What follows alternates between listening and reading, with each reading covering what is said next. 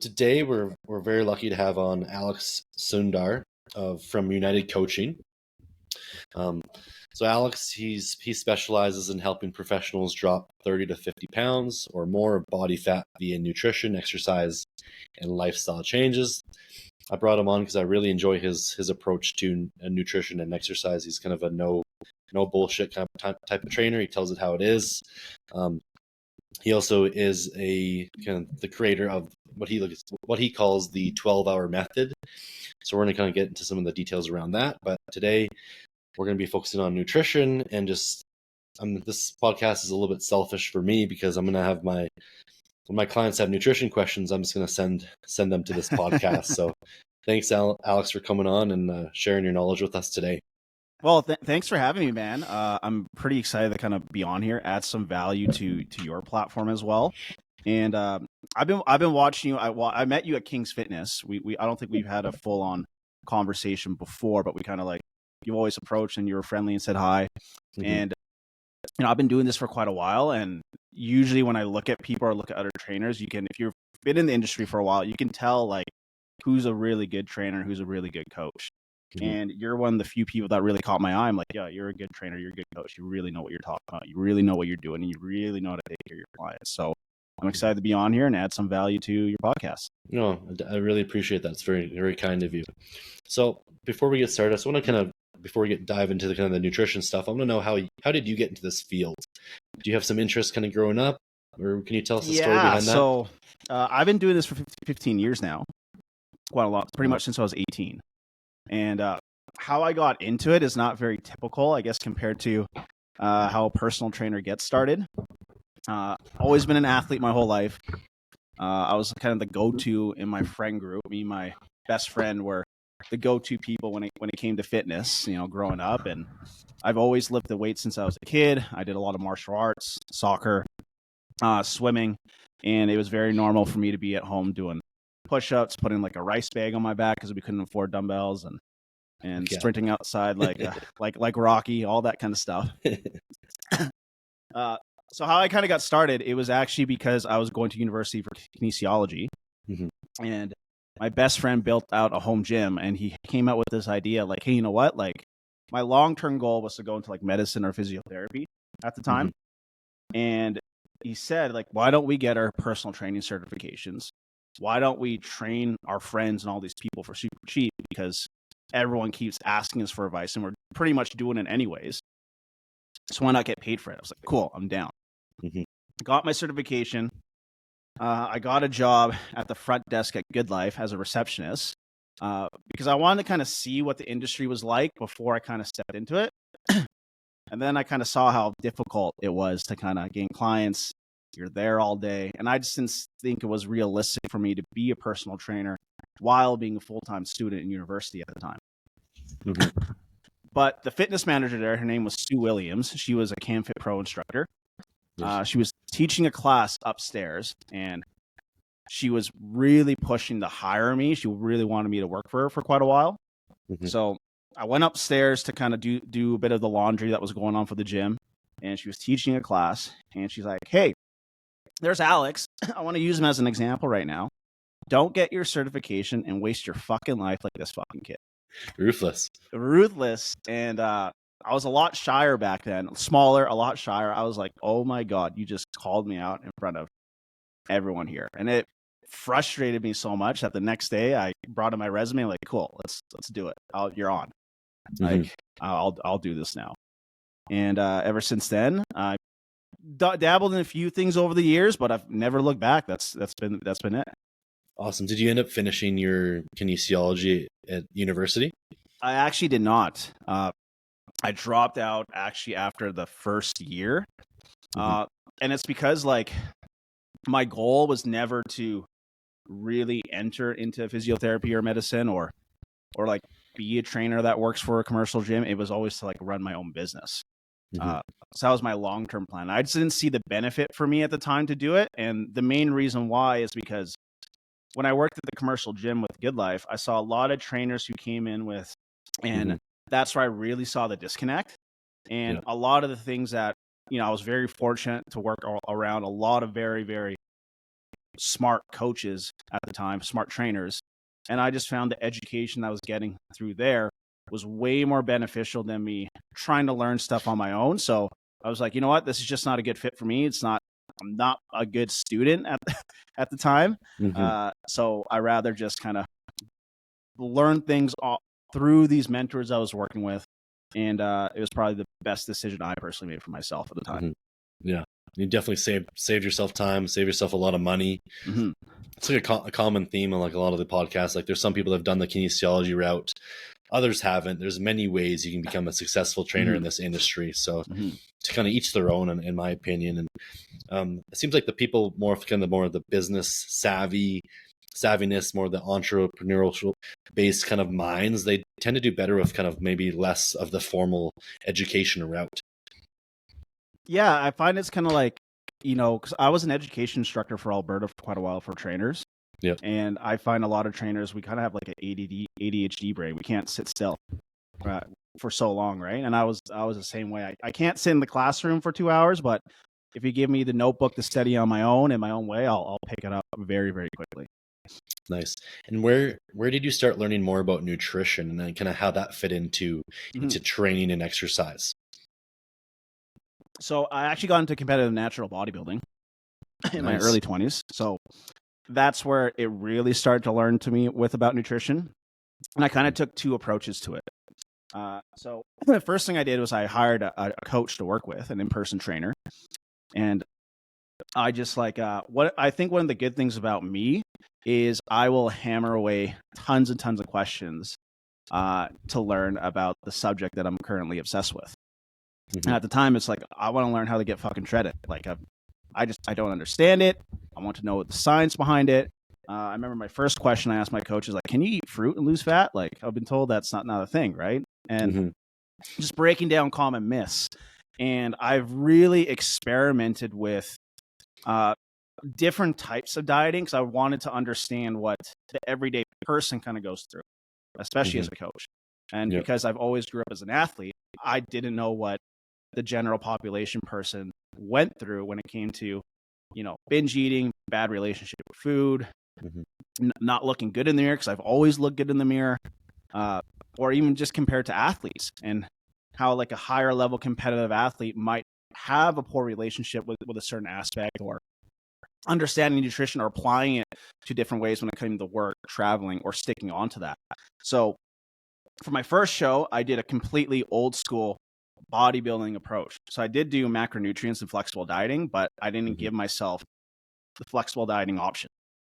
It was rice, chicken, or white fish, and broccoli. I did that for a good 24 weeks every day. I didn't know how to cook either, which was the worst part. So I bought a steamer and I steamed all my meat. With no spices, and it's fucking brutal, man. No salt, probably. Oh, no salt, no sodium, no spices. I couldn't eat fish for 2 years afterwards.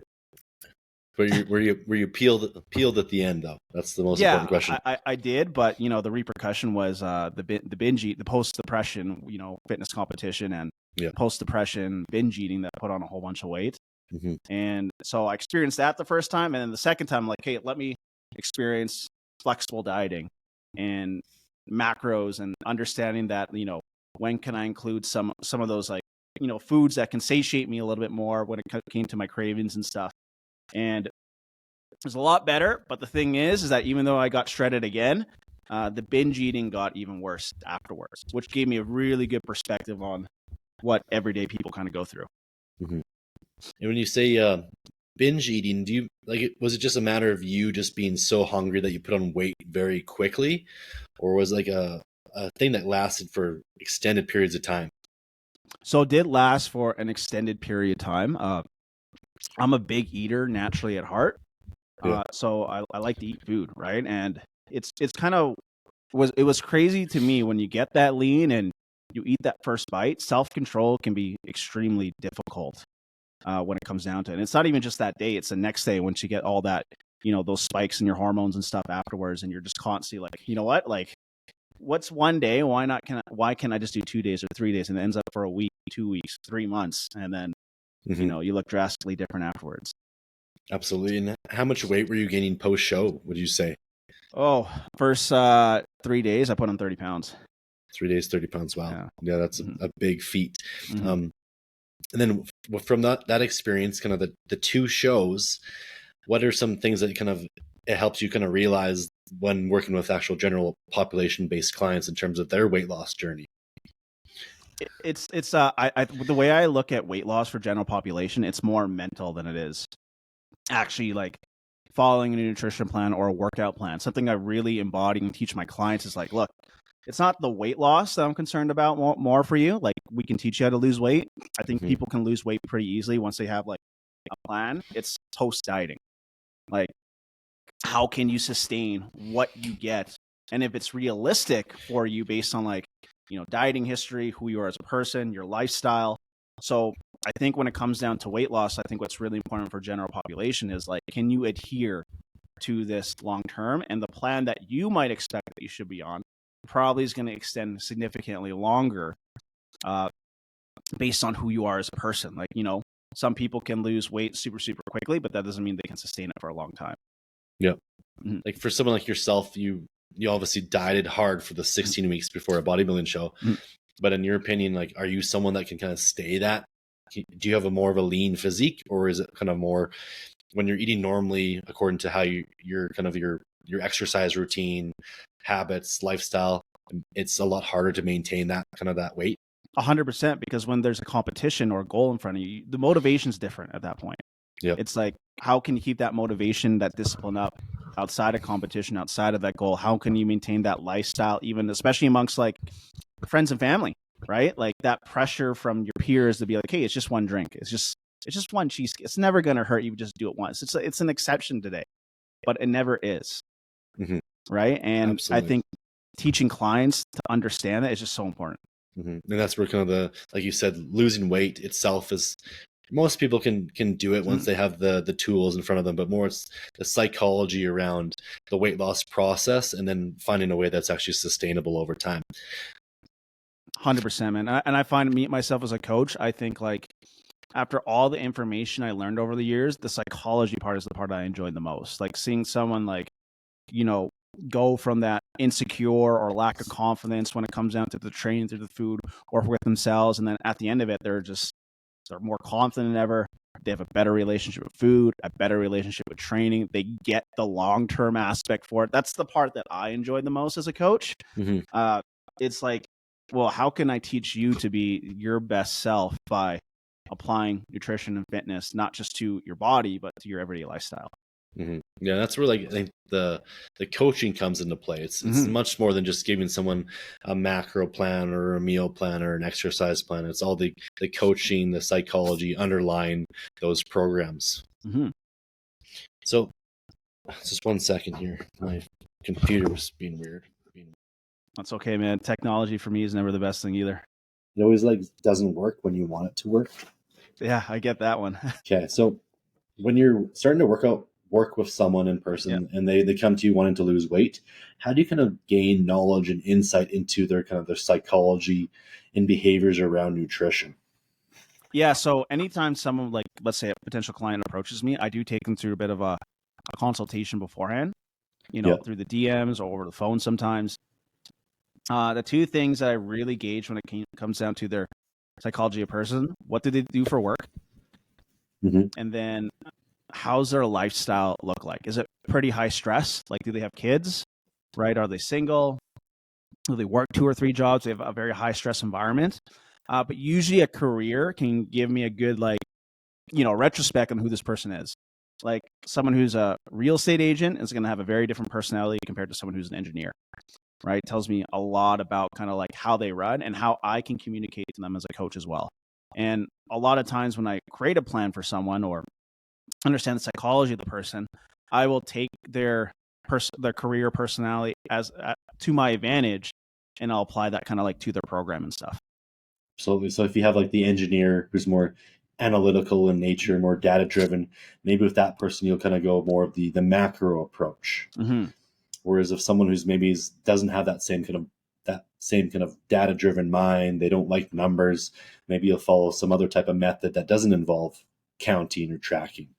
Yeah, exactly. Because I think like, as much as like, I think a lot of trainers and coaches will like to coach specifically for one way, but sometimes we forget, especially in the online world, right? It's like, this is my method. I don't strain away from it. But we forget that, we're coaching actual people. And we got to take in consideration that these are people. People make mistakes. People get overwhelmed. People get stressed by anything, especially when it comes from going to their current lifestyle. They're trying to change it.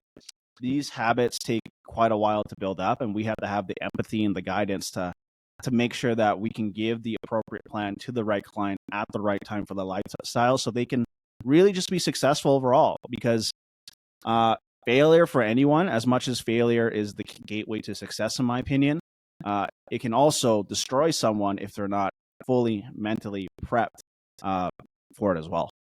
Mm-hmm. Absolutely.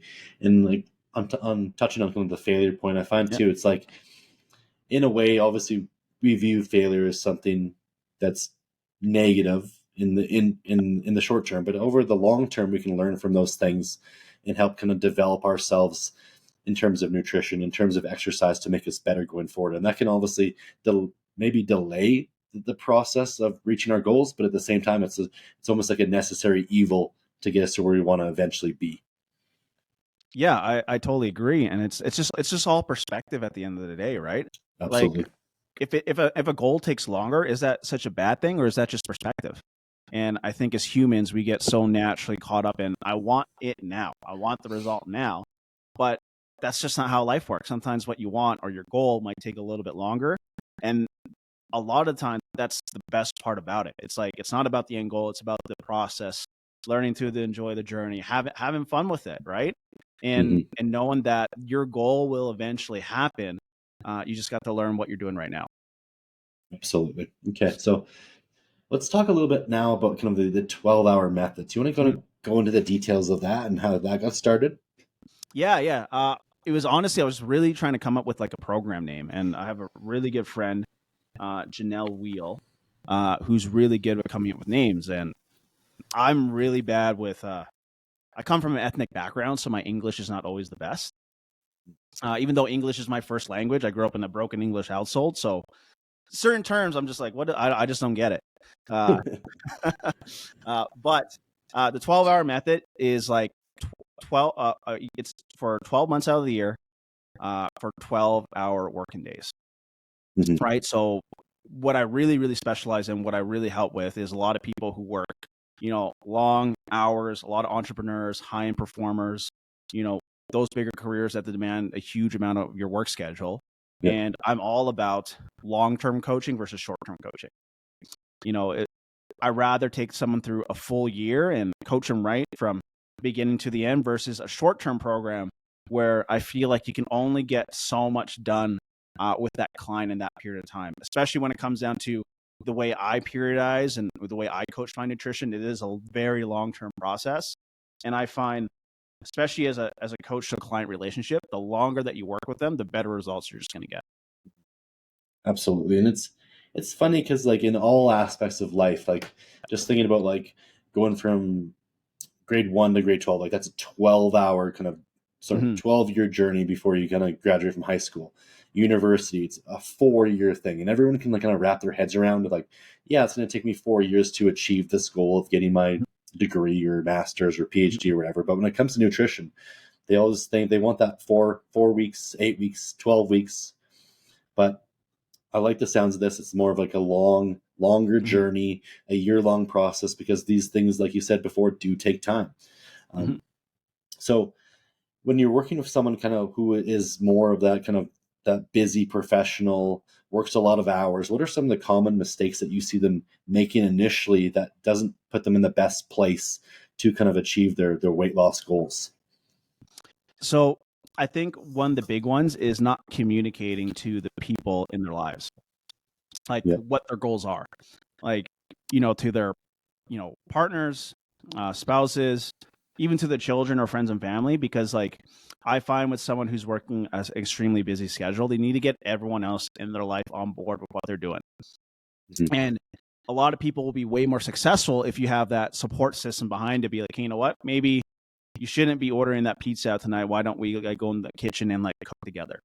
So I think communication with the people that they're around is super important, because I've coached so many professionals where they'll invest in the coaching, but they don't tell anyone, these are my goals, these are my ambitions, this is what I'm eating towards. It's kind of like they feel ashamed that they're working towards something that's just going to better themselves. Mm-hmm. So I think communication is super, super key. Mm-hmm. Second is being realistic where their current lifestyle is at. Like, you can't go out from eating 5 times a week to all of a sudden just cutting out completely to zero. Most people aren't athletes. Most people can't do that. So especially when you got meetings or you're traveling or you're working a split shift, you got to take that into consideration, and like the people that you're around. I know, especially like a lot of nurses, as an example, they got a horrible, lifestyle when it comes down to food. There's donuts all the time there, pizza, like people are bringing overnight stuff, when they're working their split shifts. So, you got to take that into consideration when making a plan for someone, because, as I'm sure everyone lies about what they typically eat on a day-to-day basis. Absolutely. Right? Yeah. Okay. And on in terms of those two kind of areas that you brought up, so the communication piece. So let's say that someone explains to their significant other and other people in their life kind of what their goals are, and sometimes they'll face a little bit of resistance from those people. Maybe they don't get the support that they're expecting. In those cases, kind of what are some suggestions you have for those people? I think that's where the coaching comes involved, right? Mm-hmm. It's more about like learning to influence your environment by being the absolute best version of themselves. And I find when there's a lack of support, it's probably because like you've probably tried this a couple times and you've failed each time when it comes down to getting towards your goals. But if you can approach it with a lack of like certainty, working your confidence, and know that, if that person's opinion triggers you to have a negative mindset, we got some work to do on your mindset, so that when that negative opportunity comes up, you can be your undeniable self. You can be like, you know what, like you might not support me, but I will eventually prove you wrong. And then eventually you're going to hop on board. So part of my process is I teach people how to be the leader in their lives so they can influence, their partners, their kids, to all kind of live like a healthier lifestyle. And taking that first step to get on your fitness journey, in my opinion, you're already teaching yourself how to become a leader, because you're teaching yourself to be better, right? It's not just about, like, in my opinion, eating good or working out. Like, we're in a pandemic when it comes down to obesity right now across the world, especially in America. Mm-hmm. And it's our job to start to really influence and change that, and know that there's a better way of life. There's a healthier life to feel good, look good, and to really know that it's just opinions. It's just noise. And when you can understand that, nothing can kind of stop you in terms of hitting your goals. So just be, in a way, be kind of consistent, or be persistent with kind of your mindset around your goals.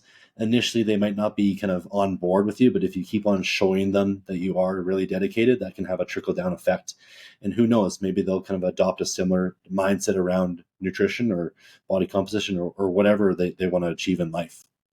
Oh, exactly. And I'm sure you've experienced it, because you've competed in stuff too, right? Like, Yeah. Trying to be around family or certain friends and carrying your Tupperware around, or, not being able to eat is, it is different for people. They just don't understand the lifestyle.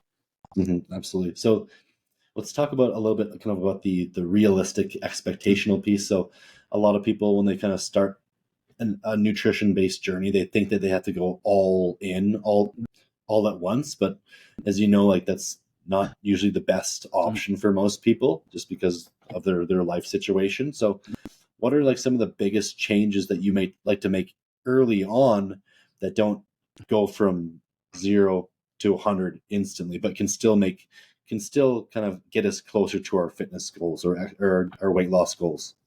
Yeah. So I usually focus on adding 1 to 3 things into the diet, and subtracting 1 to 3 life stressors out of their life. Mm-hmm. So I find that when you add too much into their plan, it gets very overwhelming with their current lifestyle. Yeah. So you always got to subtract something. So as an example, let's say I add in more protein to someone's diet, Mm-hmm. right? I will subtract maybe eating out 5 times a week to twice a week. Yeah. With kind of like certain limitations when it comes down to what they can eat. Or another example could be, water intake, right? I'm going to add, you've been drinking no water, so now we're going to be drinking 3 to 4 liters of water a day.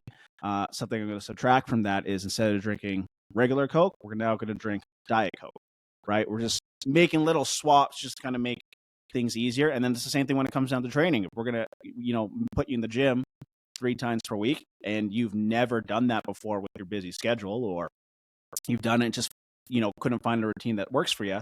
Mm-hmm. Well, I'm probably going to subtract maybe watching Netflix a little later at night so you can have the time to work out or get quality sleep or scrolling on social media. So I always find that, when you add something in, you got to eliminate one negative habit that's also holding them back. Mm-hmm. I like that, because that also would free up more time. So it doesn't necessarily seem like you have more on your plate. It's just you're kind of reprioritizing everything. Yeah, exactly. And, I'm the same way. I like convenience. I don't want to do things that are going to,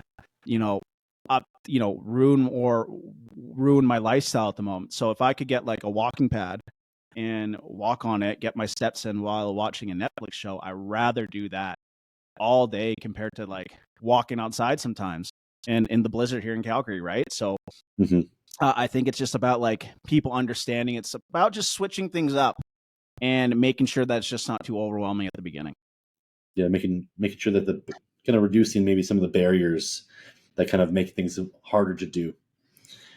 You mentioned a little bit about kind of eating out. So for a lot of people, they struggle with eating out. They don't know what to eat. They don't know what to order. They feel like they're kind of going against their plan, against their coaches kind of orders. But if someone's eating out, what are some kind of the suggestions you make for them in terms of choosing foods that kind of would fit a healthy lifestyle? So I think the good news about that is that most places you can find out what their menu is before you go there. And most places now include the macronutrient profile and calorie profile if you just go on Google and research it. So it can be super convenient when it comes down to that. But my general rule, if that you don't have that option or you're traveling, is get something that's high in protein. It's typically a steak, and then something low to moderate carb, and then a ton of veggies. And making sure that, and a lot of people don't know this, is that you can actually talk to your waiter or waitress and you can customize a lot of the things that you order. So when you're getting your steak, maybe don't ask for it drenched in butter. Keep it super light. Or, your veggies, keep the sauces on the side and stuff. So it's little habits like that I find work super well. And just understanding for people, it's like, you don't need to avoid stuff. We just need to limit what you're intaking right now till we kind of get to your goal. And then once we get out of the dieting phase, bring you back up to maintenance and work on that lifestyle maintenance, you can have a little bit more flexibility when it comes down to it. Yeah, absolutely.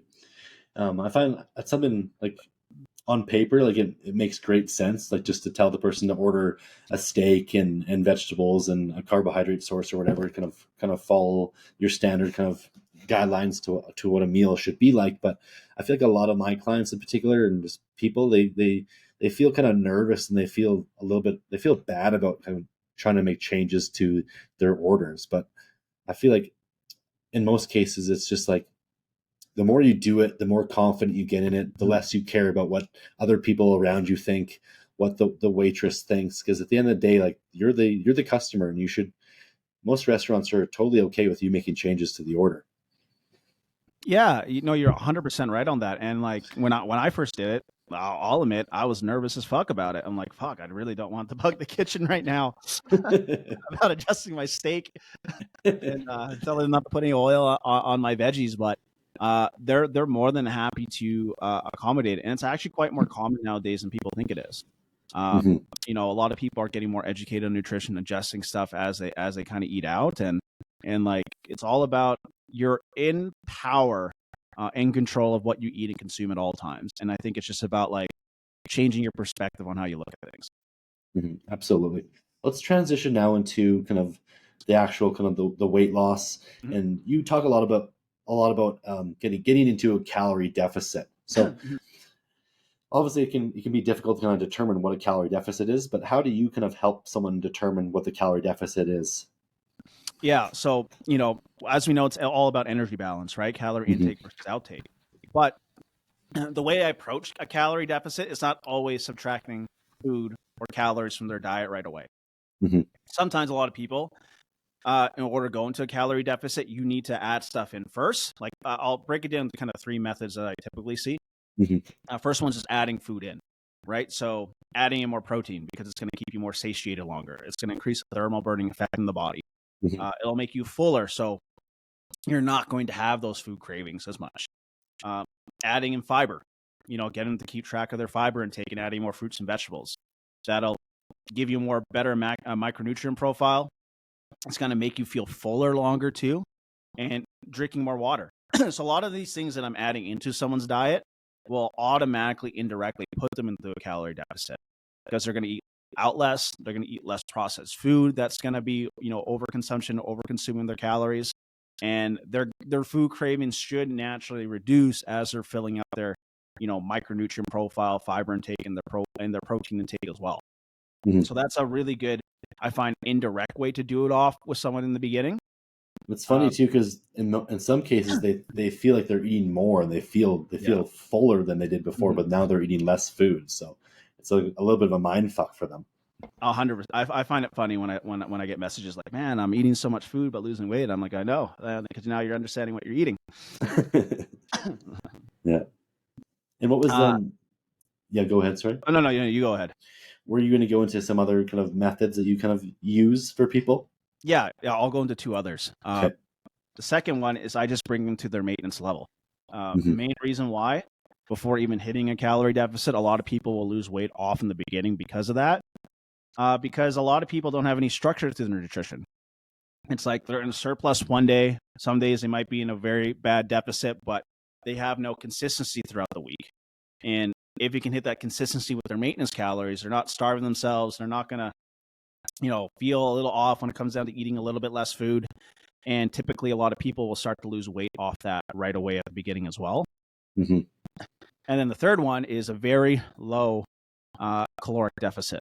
So when I do calorie deficits, I don't do a big jump like 500 or 1,000 calories. I think that's way too big for most people. Mm-hmm. I'll go 150 calories to 250 calories a day at the very start, and to really kind of minimize that less calorie reduction, because if someone's never dieted before, if they're never consistent on it, they're going to lose weight as long as they're consistent on whatever kind of deficit they are. Mm-hmm. And I imagine too, you're pairing that with other factors too, like maybe increasing their output throughout the day through more NEAT or more walking or mm-hmm. resistance training. So maybe that deficit ends up being a little bit more mm-hmm. just through changes to other lifestyle factors too. Oh yeah, 100%. But just for the sake of nutrition, I find like I'd rather have someone eat more and have more fuel for performance in the gym and training versus just subtracting everything and not getting that performance output that they could see throughout the day. Because if your calories go too low off in the beginning, like we see in the industry with those extremely low caloric diets, mm-hmm. It doesn't leave a lot of room for flexibility later on, and it does take away from your performance when it comes down to doing your NEAT or your TDEE throughout the day. Your energy will be lower when it comes down to daily movement and even just for performance output, right? If you don't have the carbs or the calories to perform into the gym, maintaining lean muscle mass and keeping your strength up can be quite difficult. Mm-hmm. And you touch on the part of lean muscle mass. Like, why is that so important why do we want to maintain as much muscle as possible as we're dieting? Yeah, for a couple of reasons. One is just more muscle in your body is just healthier in general. That's just straight facts. Mm-hmm. It does very minimally will increase your metabolism as well. But the goal is to lose body fat. And if we don't have sustained protein, if we don't have enough fuel, your body, essentially, we want to, use the body fat on your body and burn it off. It's going to find the fuel somewhere else. And a lot of times it's going to be on muscle as well. And I find a lot of people, if they don't hit their protein intake, they don't train, with enough intensity, or they do too much, cardio-based training, they go from just overweight to skinny fat. And we're not looking for that. No, hopefully not. If that's your goal, that's, I'm not judging, but hopefully we're not. Absolutely. So I know you're big on consuming lots of protein as you're dieting for many of the reasons you've mentioned, but do you have any particular numbers in mind that you're trying to aim for? Yeah, it's like I know the science can be like 0.7 to 1 gram per lean body mass or 1.2, 1.4. Mm-hmm. I don't gauge it based off that for a client at the Mm-hmm. start because, again, consuming little protein to a ton of protein, it's overwhelming, especially for a female who has never consumed like a lot of protein before as well. Mm-hmm. I usually keep it on the lower end at 0.7, and Yeah. then based on kind of where they're at, I will slowly increase it over time. Mm-hmm. And in terms of frequency, how many kind of protein boluses are you aiming for across the day? At the beginning, I try to keep it within their current lifestyle. Yeah. So if someone's eating 3 meals a day, I will try to keep it at 3 meals a day, Mm-hmm. or maybe like an extra protein shake later at night. Overall, I like to keep most people's nutritional meals because I think it's very realistic for them between 3 to 4 meals a day. Mm-hmm. No, I totally agree. Once you get above kind of 4, you start going into that 5, 6. It ends up being a lot, almost too much frequency. Mhm. 1 to 2, it's like you're not getting enough meals in across the day. So Mhm. at least with 3 to 4, you have a good chance, good opportunity to get in enough protein across the day. It's hard to eat. It's hard to eat 200 grams of protein in 2 servings for most Yeah, it is, people. and you also got to consider, well, like us, like fitness nerds, right? Like, Mm-hmm. protein synthesis. Is your body absorbing it, optimally? Of course, the everyday client, like because I coach a lot of Gen Pop people, won't understand that, but I try to do as much as I can. Absolutely. It doesn't have to be perfect. It doesn't have to be Mm. optimal. It just has to be better than what they were doing. And like you said, it's a journey. It's a long process, and you teach them over time how to kind of maybe make things a little bit more optimal. Exactly. Okay. So tracking in my situation, like for a lot of people, they don't know how to track calories. Mhm. When you start working with someone, is this something that you teach them how to do? Or is it something that you kind of maybe wait till later on in their weight loss journey? Yeah. So for most people I coach, I don't teach them how to track calories or macros at the start.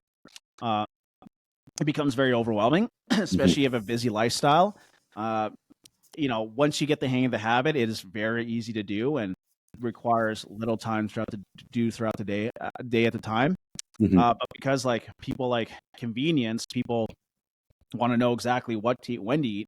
I usually give out guidelines at the very beginning so they can have choices on what they can eat and they don't have to think about it. Because I find with a lot of people when it comes down to weight loss, they need a certain buy-in to the method, right? They need to buy themselves into what you're doing. And when it comes down to tracking calories and macros, according to the data, majority of people are very off on how to track their food. And I've talked to so many people. They're like, I've tried macros, I've tried calories. It just doesn't work for me. And then it turns out they've never even bought a food scale and they don't even know how to weigh their food. Right. So Mm-hmm. in the beginning, I like to teach people how to lose weight without tracking calories or macros. Mm-hmm. And then over time, I'll teach them how to track protein and calories. And then again, over time, as they get more comfortable with that, they can stay consistent with that. Then we might look at introducing, carbohydrate and fat intake. And then we'll look at introducing more whole food based foods versus them just trying to fit food into their diet and slowly kind of like changing the habits that they're currently doing over time. And that's why I like a 1-year approach versus a short-term approach.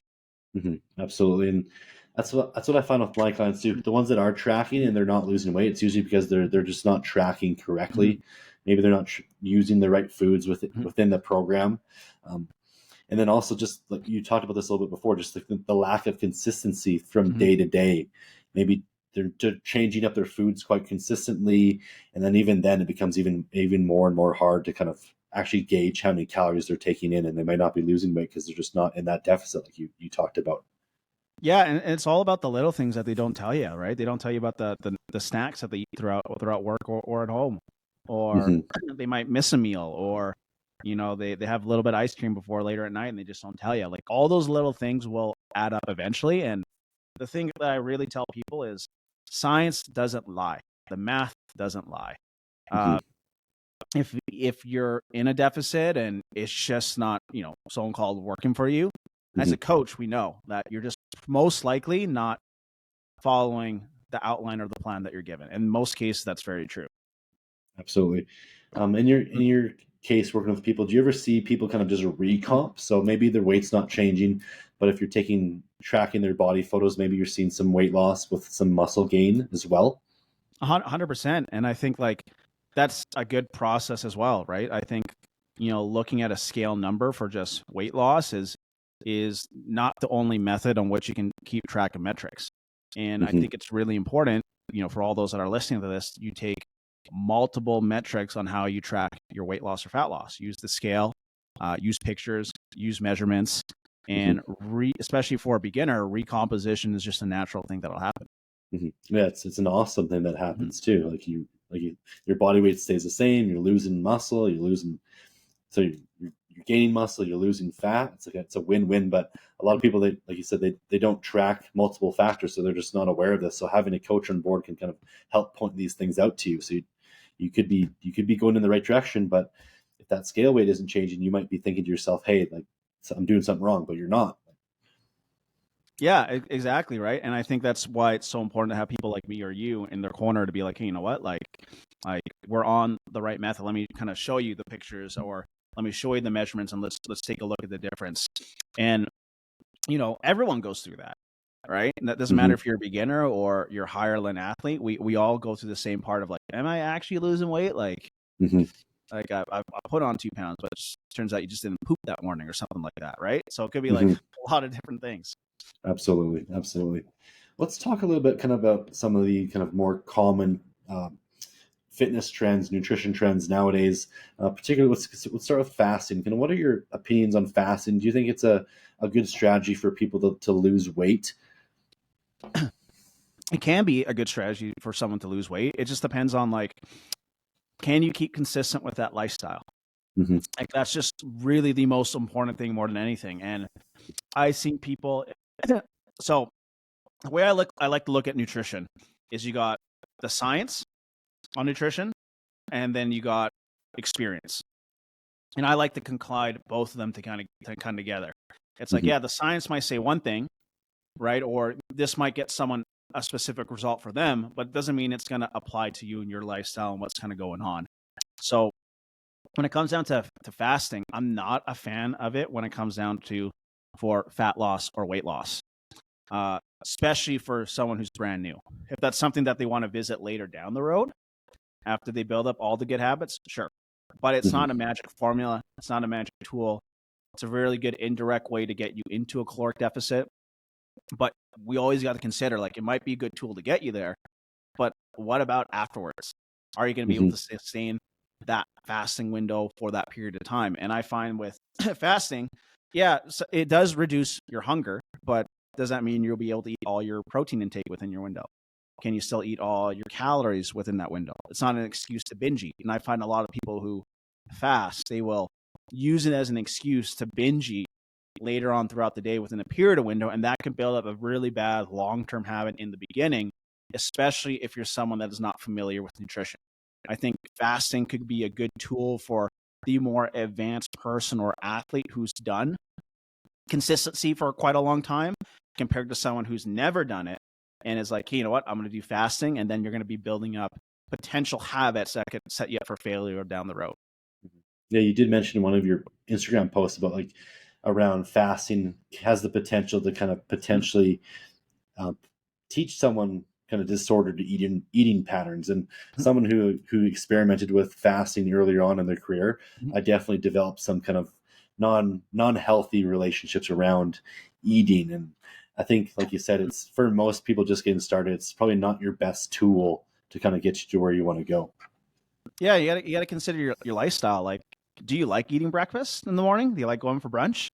Right? And if you're going to eliminate that, it makes it super difficult. Or maybe you're someone that likes to go out late at night, like, and eat out or stay up late. Like, you got to have you got to be realistic of where you're at. Absolutely. And I think that's hard for people to understand because they don't know what realistic means. Yeah, definitely. And they're kind of they're taught about all these different nutritional strategies on Instagram and on other kind of platforms without those sources maybe going into the specific context of where this may actually be applicable or actually might fit into their individual lifestyle. Exactly.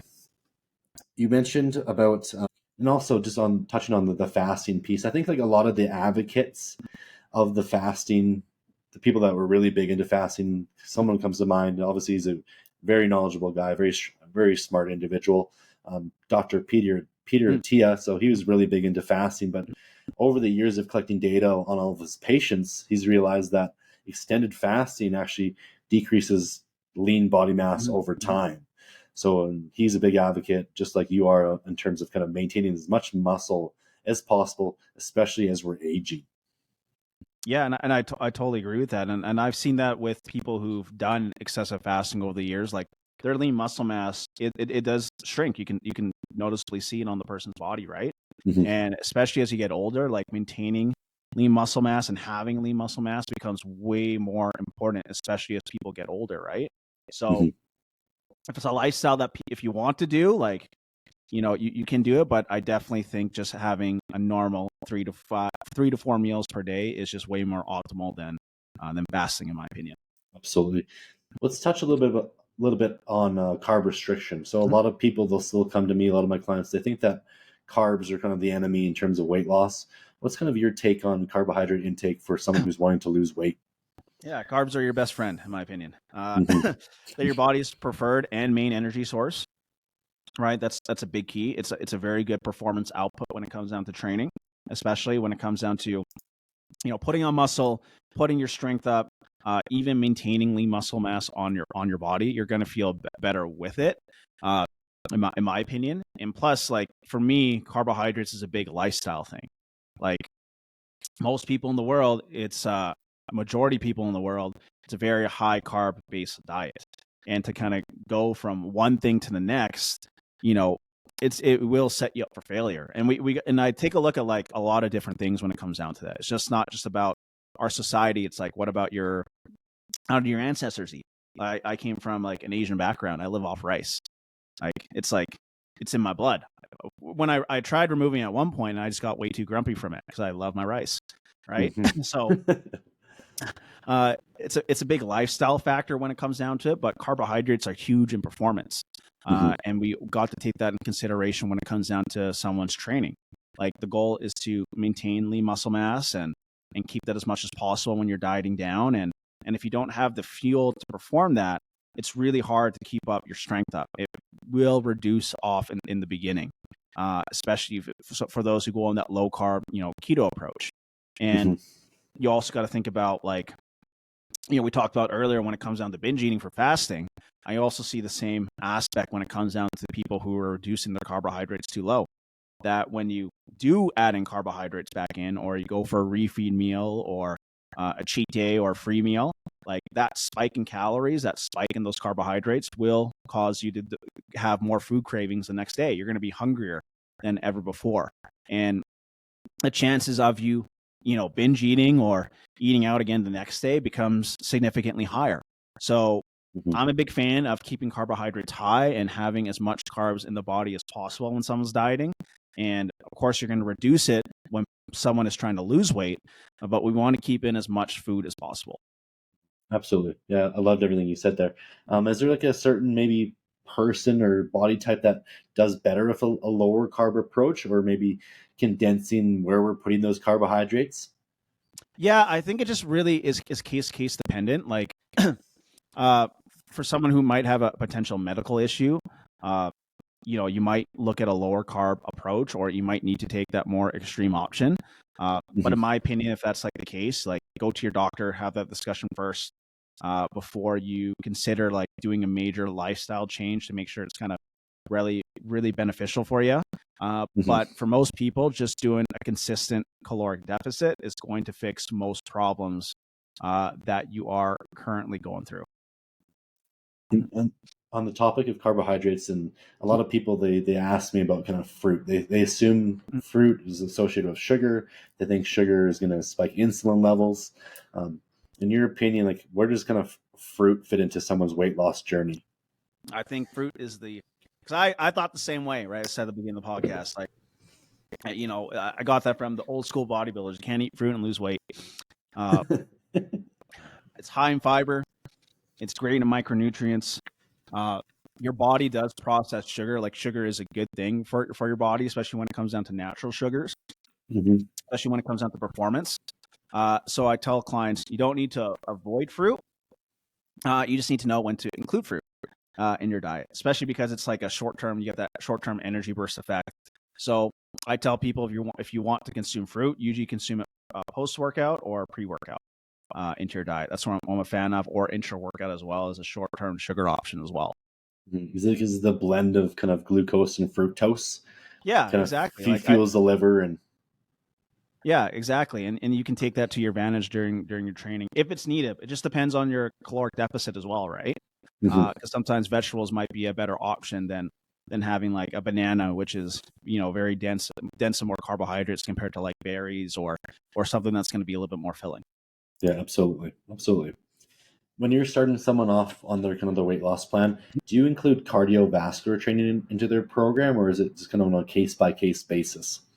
I say on a case by case basis. So I took a couple courses under Aleko Olympic weightlifting and Christian Thibodeau, and they really gave me a good perspective on coaching people. It's just like, the mythology in theory might work, but are they going to stick to it and enjoy it? I find most people hate doing cardiovascular training, just in general, right? Yeah. So for most people in the beginning, I just start off with daily steps. Yeah. Right, increasing their need or their TDE in the beginning, and then over time we might include cardiovascular training. I'm a big fan of cardio training in general. Yeah. It's good for you. It's healthy for you. But I will include it sometimes in very indirect ways. So we might do a little circuit at the end of their weight training session versus just going on a stepper or on a treadmill. So it depends, but I'm a big fan of adding cardio into someone's plan. Yeah, a lot of people, when you tell them you want them to do more steps, they kind of they laugh at it. They don't think it's significant in terms of their weight loss journey. But can you kind of explain to us why just increasing steps can go a long ways in terms of helping you lose weight? Yeah, so I think for most people, they'll be surprised about how much lack of movement you actually have throughout the day. And I went from working as an in-person trainer, I'm getting like 30 to 40,000 steps in the gym, to I work completely online at home. And if I didn't have my walking pad, I will maybe get in 500 or 700 steps throughout the day just from not working from home, right? So that's a huge caloric burning window that you're completely missing. Your total daily energy expenditure is a thing, right? And if we're breaking things down, I usually like to explain to people what their basal metabolic rate is, how many calories your body needs from that, how many calories that your body needs from nutrition to be in a deficit from training. But I find the biggest one compared to nutrition working out is your total daily energy expenditure. The more movement you can get, the more expenditure you can get just from naturally moving throughout the day, the more calories you're going to burn, and it's going to naturally put you in that calorie deficit. Even just hitting 10,000 steps per day, according to the math, if you're in a deficit from that, you should lose about 1 pound a week just from doing that. So it's a huge, huge opportunity to get in a lot of activity, movement throughout the day. It's good for you as well. It's going to burn off a lot of that fat around your organs as well. And it's a good tracking metric. That's the best way I can put it. And the more metrics you're able to track and keep control of, the more variables you can manipulate to lose weight. Absolutely. So you mentioned kind of yourself as an example. You went from being an in-person trainer to be someone who works mostly at a desk now.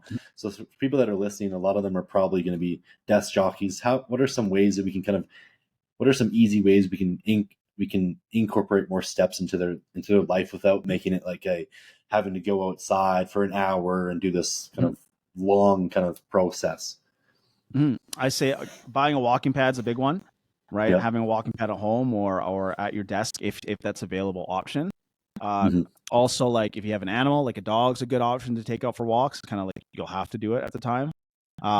Making sure that let's say you're going to the grocery store, park farther back, so you're able to get a little bit more steps in. Take the stairs at work versus the elevator or the escalator. Right? If you got kids, like maybe instead of sitting down watching TV with them, go run around, play a sport, or go to the park with them. It's surprisingly that stuff adds up super, super quick.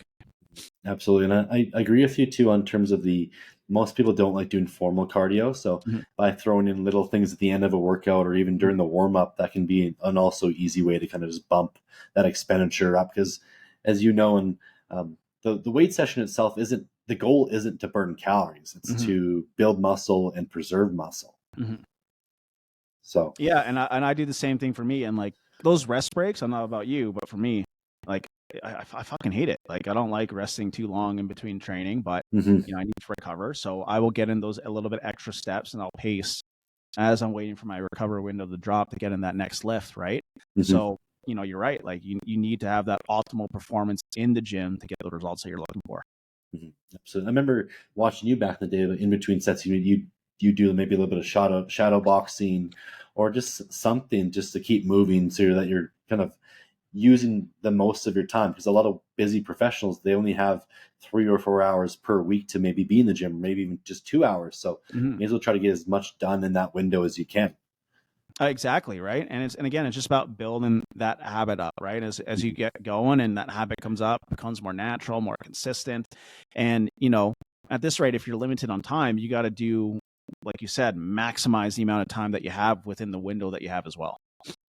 Absolutely.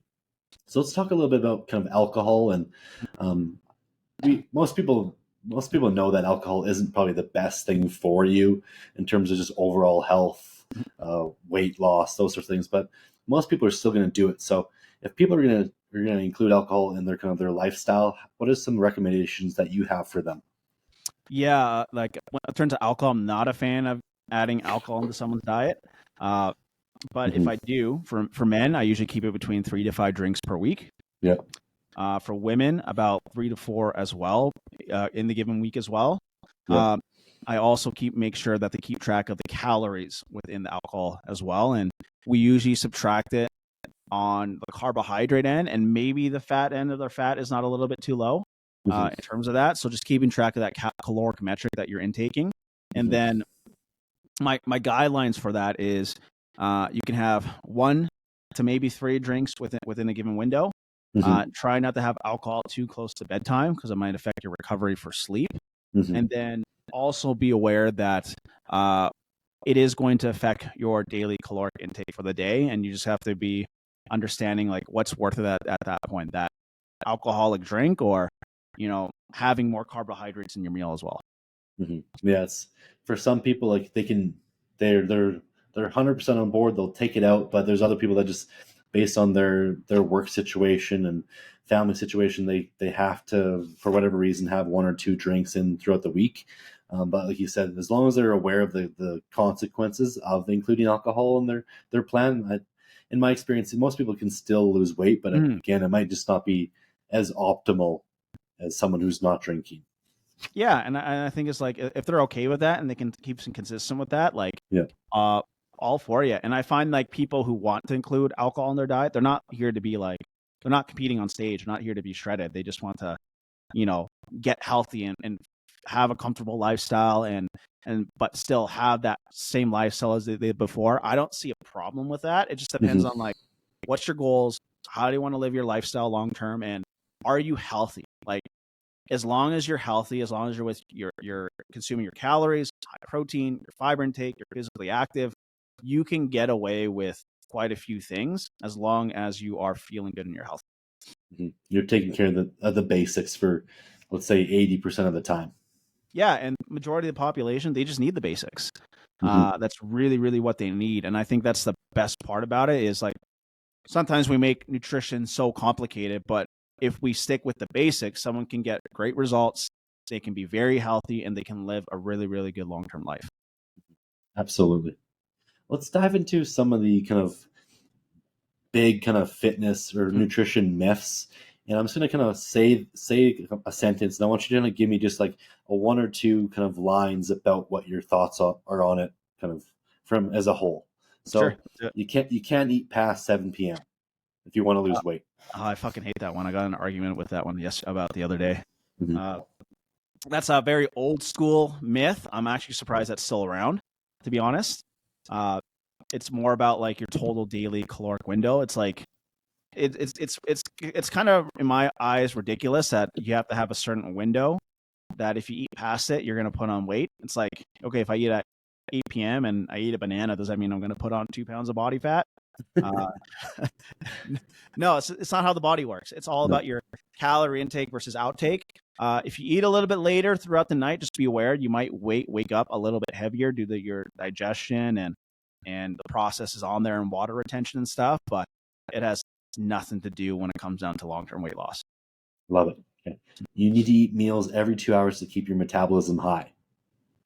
Oof, that's not true true at all.